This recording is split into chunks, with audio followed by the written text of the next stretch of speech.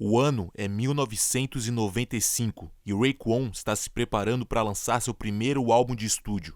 Ao lançar seu álbum, ele seria o terceiro membro do Wu-Tang Clan a lançar um álbum solo após o álbum de estreia do grupo.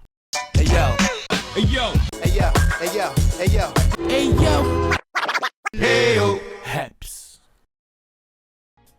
Eyo, eyo, aqui é o Estilo Livre Biggs e eu já quero convidar para você se inscrever no canal, deixa o like, comenta. Se você não souber o que comentar, comenta esse emoji que simboliza a logo do Eyo Raps. Segue também o Eyo no TikTok e Instagram e vamos pro vídeo.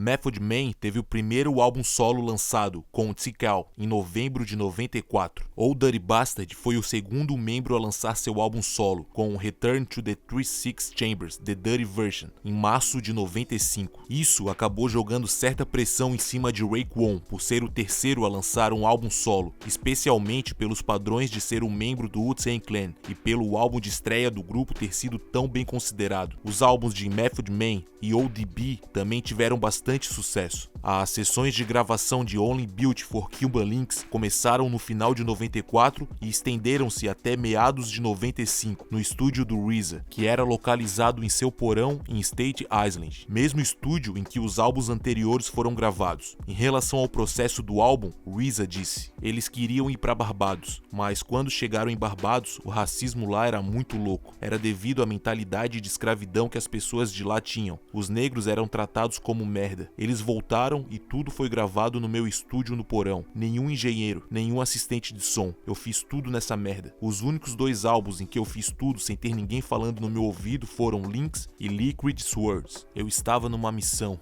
O motivo pelo qual Raekwon e Ghostface Killah queriam ir para Barbados era para relaxarem, deixando assim suas mentes livres das turbulências das suas vidas no gueto. Eles pensavam que Barbados seria um lugar tranquilo para terem paz de espírito e meditarem. Essa viagem deveria servir para eles ficarem mais focados em seus objetivos. Como RZA tinha dito, essa viagem não fluiu como planejado, e sobre isso, Ghostface disse: "Lá era uma espécie de preconceito geral. Eles queriam que a gente fosse embora. Eles não queriam que usássemos roupas camufladas e todas essas merdas. E não era só o homem branco que era preconceituoso lá, era uma loucura. Eles nos denunciaram e tivemos que ir embora. Mas isso foi bom porque fomos para Miami. E foi aí que conseguimos focar na nossa parada. Você sabe como era Miami em 95. Eles ainda estavam no lance do Scarface." Como o Ghostface disse, depois de deixarem Barbados, a dupla então viajou para Miami, onde escreveram para o álbum do Raekwon. Foi a partir dessa mesma época que eles viraram unha e carne, e é por isso que Ghostface foi tão presente nesse álbum, em vista de que eles não se bicavam muito devido ao conflito entre os bairros onde moravam.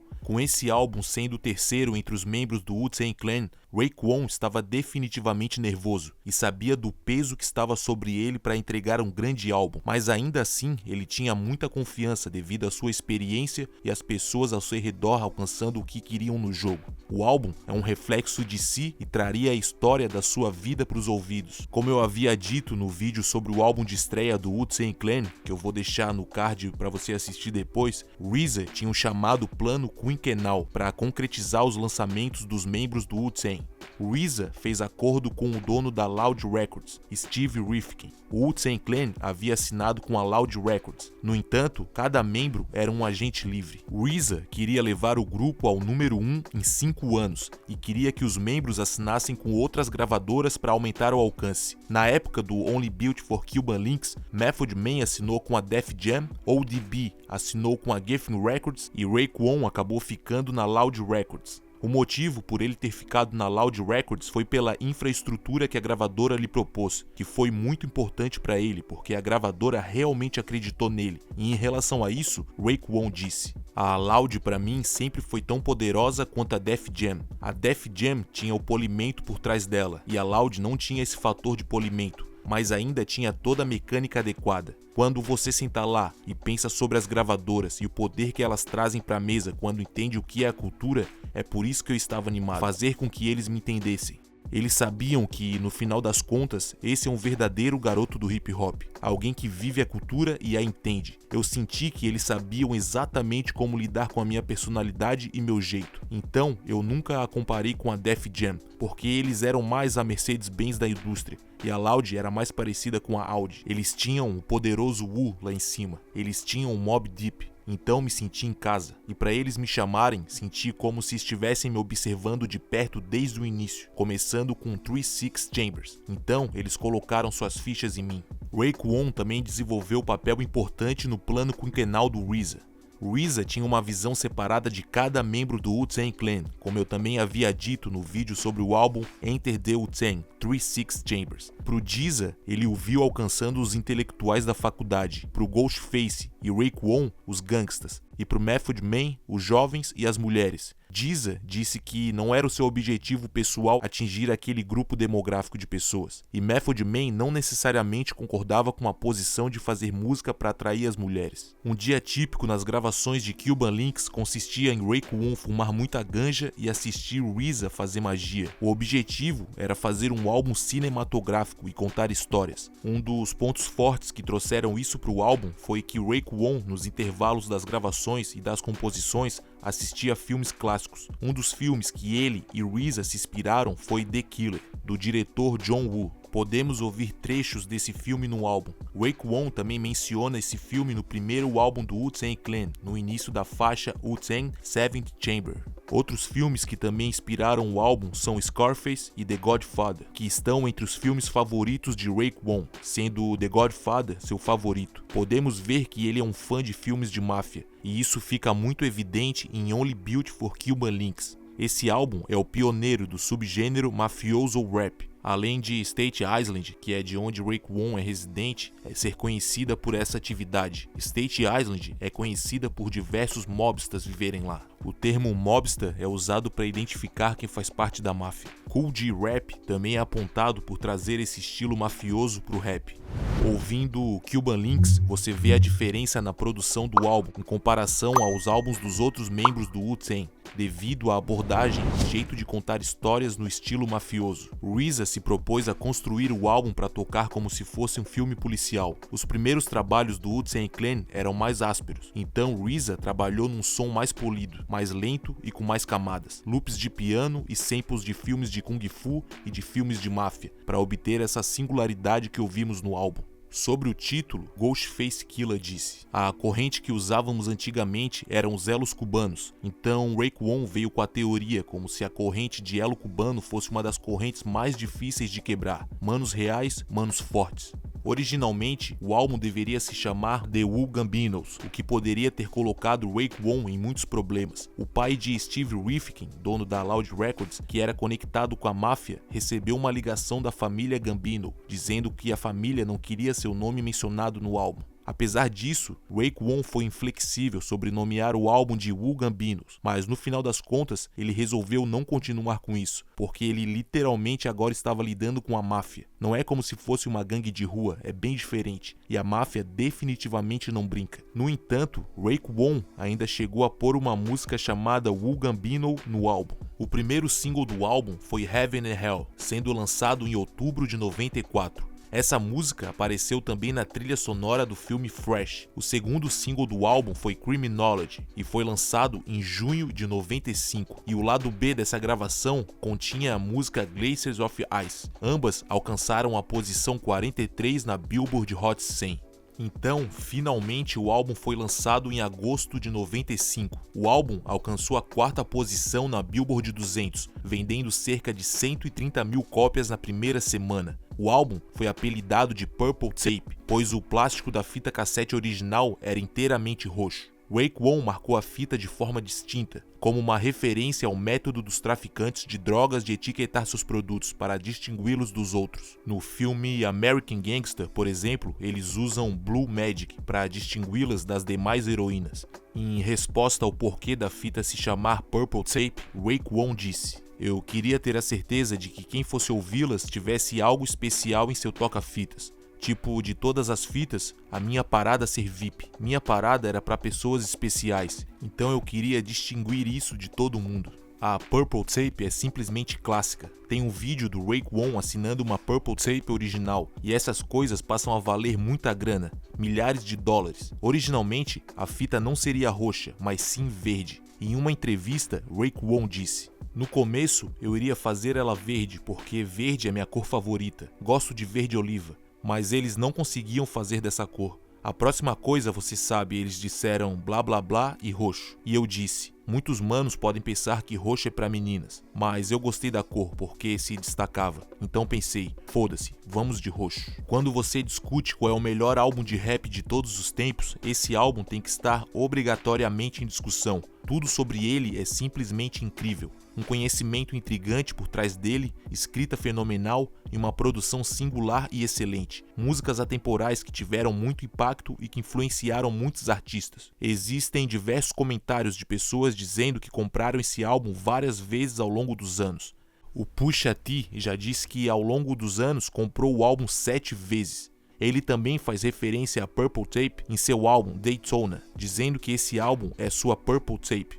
Até hoje a influência que Cuban Links tem é insana, e podemos ver isso no álbum Only Built for Infinite Links, do Quavo com Takeoff, que foi lançado em outubro de 2022. Quavo havia dito ao Raekwon que não seria nada menos que uma honra poder continuar o legado, em vista de tudo que o Wu-Tang fez para a cultura. Consequentemente, Raekwon deu sua bênção a Quavo para nomear o álbum de Only Built for Infinite Links. Esse é só um exemplo, mas existem muitos outros exemplos da influência que Cuban Links teve ao longo dos anos. Vamos agora para a parte 2 do vídeo, onde veremos faixa por faixa desse clássico. O álbum inicia com Striving for Perfection, onde ouvimos a trilha sonora do filme The Killer, e ela realmente dá todo o tom do álbum, com Ghostface e Raekwon conversando. RZA disse que o tema desse álbum é sobre dois caras que se cansaram da vida negativa e estavam prontos para seguir em frente, mas tinham coisas a resolver. Eles estão cansados de fazer o corre, mas estão tentando ganhar o último milhão. Eles deveriam se aposentar e organizar suas vidas para verem seus filhos crescendo. Raekwon e Ghostface são unha e carne, mas como dito antes, nem sempre foi assim. Haviam dois caras opostos no que se diz respeito aos bairros que moravam. Os bairros em que moravam têm um histórico de conflito. Na série Wu-Tang An American Saga, vemos esse conflito entre Raekwon e Ghostface, onde até tem uma cena em que Raekwon atira na casa de Ghostface Killah. Mas em entrevista, Ghostface disse que ele e Raekwon nunca tiveram problema. Ghostface é de Stapleton e Raekwon de Park Hill. A treta deles na série foi mais para representar como era o conflito entre os dois bairros. Tendo em vista que Raekwon e Ghostface eram desses dois bairros em conflito, a união deles é a razão pela qual RZA usou as falas do filme The Killer. O filme é sobre uma amizade que acontece entre um assassino e um detetive. Eles estão em lados opostos da lei, mas se unem para obter o mesmo objetivo. RZA ainda disse que quase todas as falas usadas nos interlúdios do álbum foram desse filme. O que é mais da hora é que o RZA, no mesmo ano do lançamento do álbum, acabou conhecendo o diretor John Woo. Além de John Woo ter enviado uma carta pro RZA dizendo que se sentiu honrado por RZA ter se inspirado nesse filme. Knuckleheads é a segunda faixa, e ela é sobre Ghostface e Raekwon estarem correndo para fazer grana. RZA teve a ideia de You God, integrante do Wu-Tang Clan, ser morto na música. You God teve uma aparição discreta no álbum de estreia do Wu-Tang, e o motivo foi porque ele estava preso durante boa parte da produção do álbum. Ele tinha sido solto, mas acabou violando sua condicional e foi preso novamente. Ele foi solto então novamente e entrou para gravar sua parte nessa música. Um relato que apareceu num artigo da revista Double XL sobre a produção do álbum diz que You God não pôde refazer seu verso porque ele foi preso mais uma vez. Em seu livro Raw, My Journey into the Wu-Tang, ele conta uma história diferente, dizendo que nesse período ele não tinha sido mais preso e que RZA deu apenas uma chance dele gravar seu verso. A terceira faixa é Knowledge God, e sobre ela Raekwon disse: Knowledge God foi uma história séria que escrevi. É como se eu estivesse sentado escrevendo uma carta, mas ela se desdobra numa cena de crime sobre a qual iríamos fazer. Eu estava falando sobre ir bater em um mano de verdade, um dono de uma loja chamado Mike Lavonia. Aqueles manos que têm dinheiro no bairro estão tentando ficar fora do caminho dos caras durões. Mas ao mesmo tempo ele ainda se manteve firme, porque tinha negócios aqui nessas ruas. Ele estava pensando, não vou me deixar intimidar pra vocês meninos, mas ao mesmo tempo sei que alguns de vocês podem estar tramando. Foi daí que veio esse personagem. Criminology é a 4ª faixa, e RZA disse isso sobre ela. Era eu tentando produzir como um DJ, produzir um breakbeat. Na verdade, o Ghost me pediu para fazer uma daquelas batidas, aquelas que você ouve nas fitas antigas de DJ. Foi assim que eu fiz aquela música, e ele queria que sua música soasse como um breakbeat. Ele tinha uma rima, ele sabia que iria mudar o jogo. Foi esse verso que o fez ser reconhecido. DJ Muggs me ligou e disse: "Ei, ele arrasou com essa merda, ele rasgou essa merda." Desse ponto em diante, ele virou a co-estrela. Ele ganhou o prêmio de melhor ator coadjuvante. Ray foi indicado, talvez tenha vencido ou não, mas Ghost definitivamente venceu. A próxima faixa é Incarcerated Scarface, e sobre ela, Raekwon disse: "Eu escrevi aquela música para todos os meus manos que estavam presos. Acontece que eu estava pensando sobre isso. Um dos meus manos estava sumido há muito tempo. Eu queria ter algo no álbum que representasse os manos que estão dentro da barriga da fera. Você também tem muitos manos que tem aquela cicatriz no rosto, então eu definitivamente só queria gritar para todos os criminosos naquela gravação. Todos os que estão encarcerados também têm cicatrizes. Quando você pensa que ninguém está prestando atenção em você, o Chef pensou em você." Raekwon escreveu a música em cerca de 15 minutos. E inicialmente essa batida não seria pro Raekwon, essa batida seria pro GZA, estaria em seu álbum de estreia Liquid Swords. Rainy Days é a 6ª faixa do álbum, sendo o 4º e último single do álbum. Essa foi uma gravação que foi feita em Barbados. Raekwon e Ghostface escreveram ela à beira da praia. Era 3 ou 4 horas da manhã quando os versos foram escritos. O objetivo dessa faixa é dar ao ouvinte uma ideia de como os caras do bairro pensam e como suas garotas também pensam. Ela é uma das faixas favoritas do RZA. Essa foi uma faixa da qual ele dedicou muito tempo, sendo muito emocionante para ele, porque no verso do Ghostface ele diz como foi demorado para ele conseguir os royalties de suas músicas. Ele se referiu ao Divine, que é irmão do RZA, como uma grande parte no lado comercial do Wu-Tang. RZA, ao falar dessa faixa, ressaltou o lance sobre os royalties do álbum de estreia do Wu-Tang Clan, que mesmo com o álbum sendo platina, os membros ainda não tinham recebido nenhum cheque e que eles precisavam muito da grana, pois precisavam alimentar suas famílias. A voz de Blue Raspberry deixa essa faixa ainda mais impactante. A 7ª faixa é Guillotine, Swords, e Inspecta Deck inicia ela num verso insano.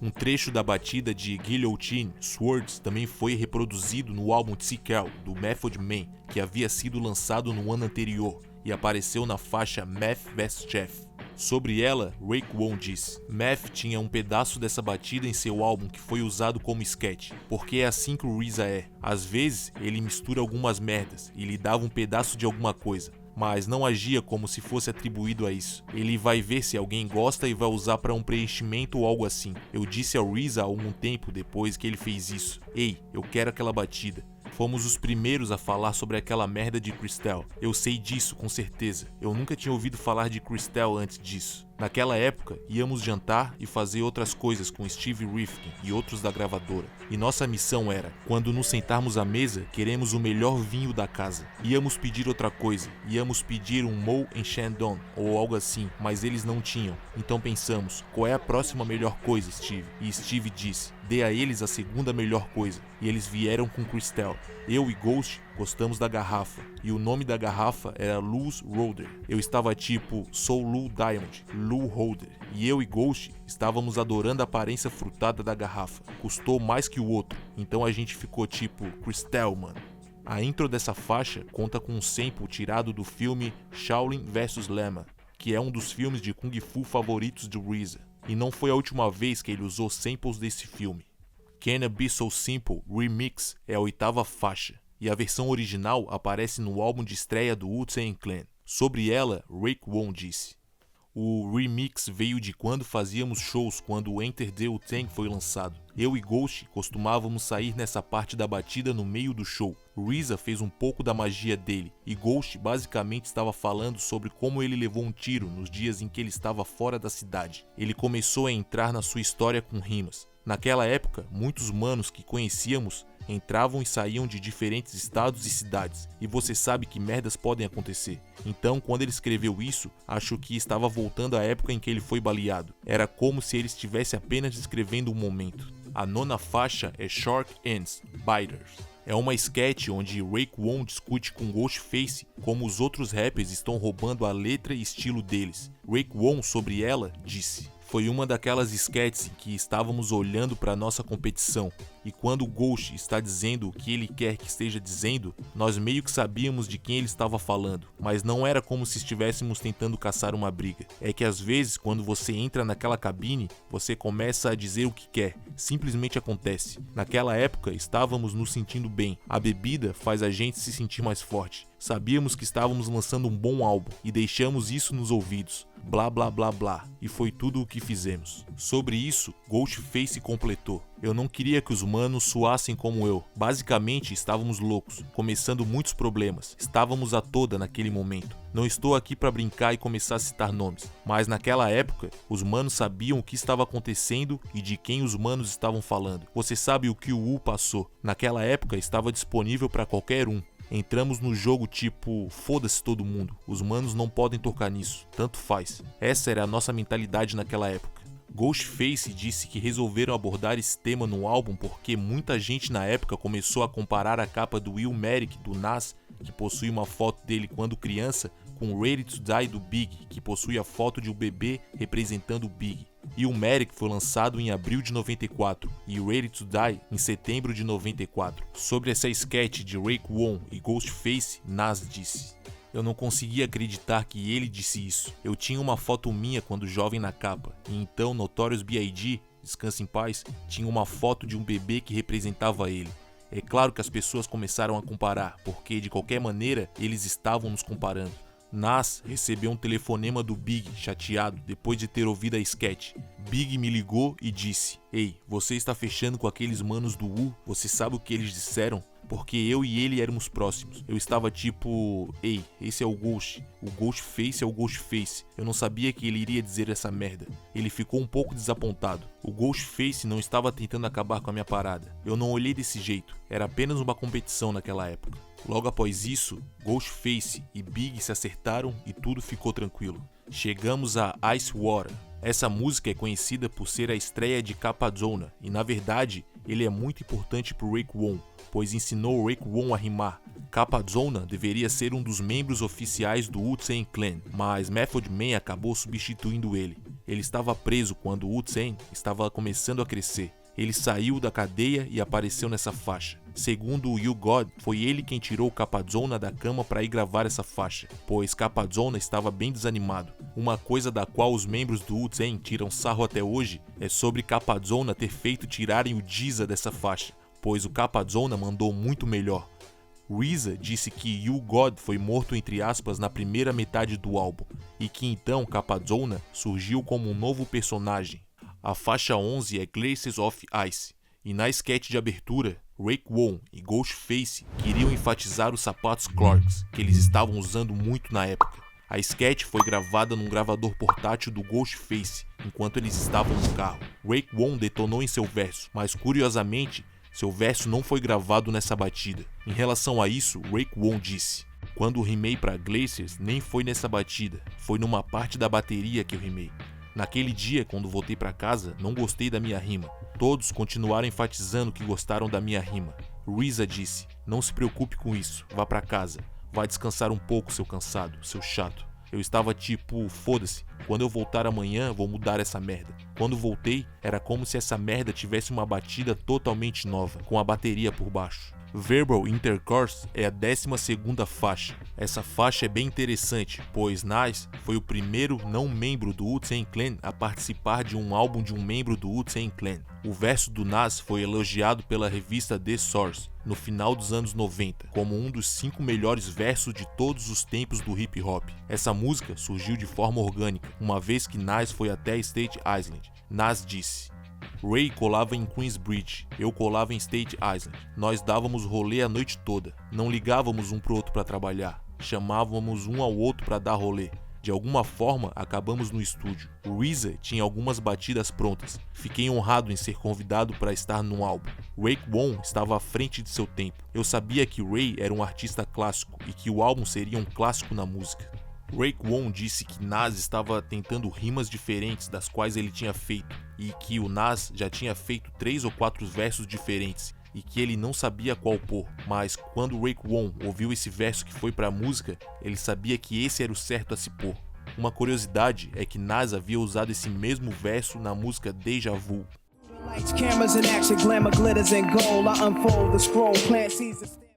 O With Somebody é a 13ª faixa, e apenas Ghostface rima nessa música. Ela originalmente se chamaria Fly Bitch Shit. Ghostface havia feito a faixa há um tempo atrás, e RZA a manteve guardada. Raekwon iria também rimar nela, mas RZA achou que essa faixa era muito pessoal, e então removeu o verso do Raekwon. Sobre ela, Raekwon disse: "Aos meus olhos, Cuban Links sempre foi um álbum meu e do Ghost.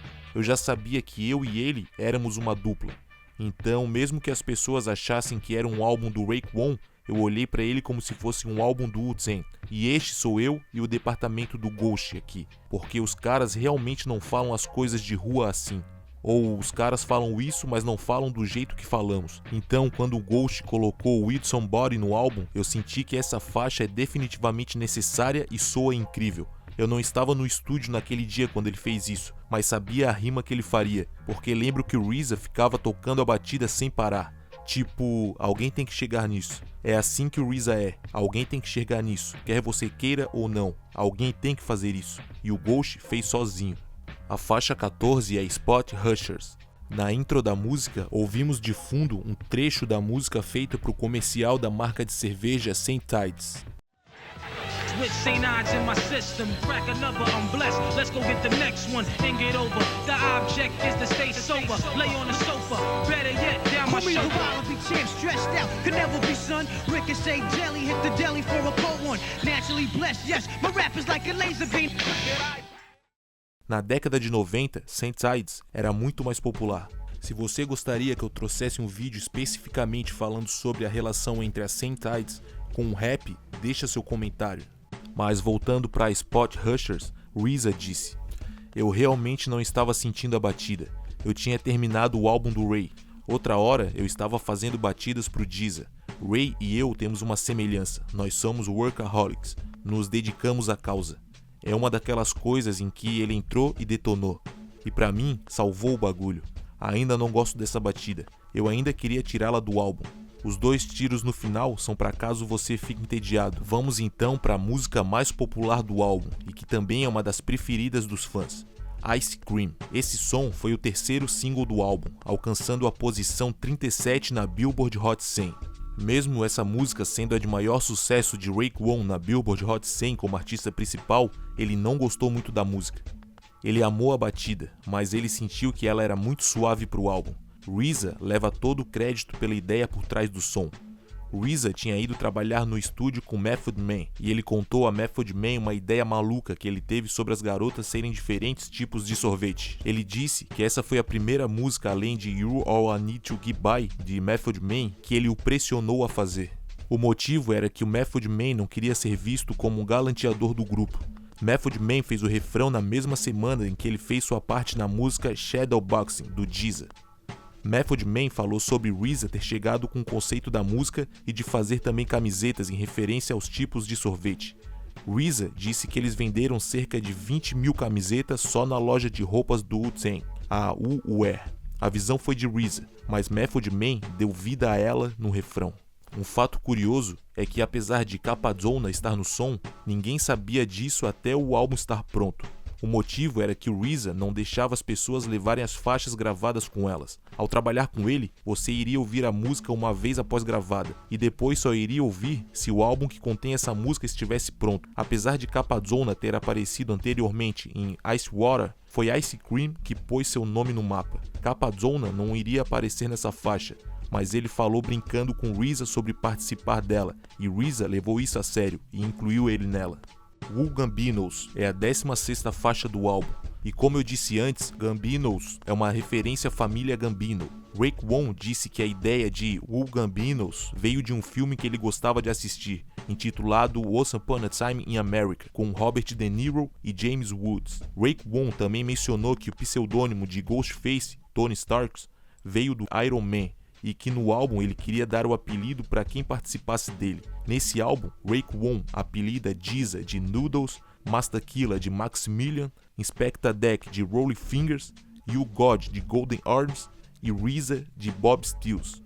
A penúltima faixa do álbum é uma das primeiras feitas para o álbum, devido ter sido feita primeiramente para a trilha sonora do filme Fresh, lançada 1 ano antes do álbum. A batida dessa música é uma das favoritas do Raekwon. Ele disse que nomeou de Heaven and Hell porque ele queria se sentir no céu, mas estava vivendo o inferno. E chegamos até a última faixa, sendo ela North Star, Jules. Papa Wu aparece na faixa passando uma visão, e para quem não sabe, Papa Wu teve um papel essencial na história do Wu-Tang Clan por trás dos bastidores, como um grande orientador do grupo. Embora ODB não seja acreditado nessa faixa, Raekwon afirmou em entrevista que a voz de fundo cantando é dele. Chegamos ao fim de mais um álbum clássico. Obrigado por ter assistido esse vídeo até o final, deixa o like, se inscreve, deixa seu comentário e até o próximo Eyo!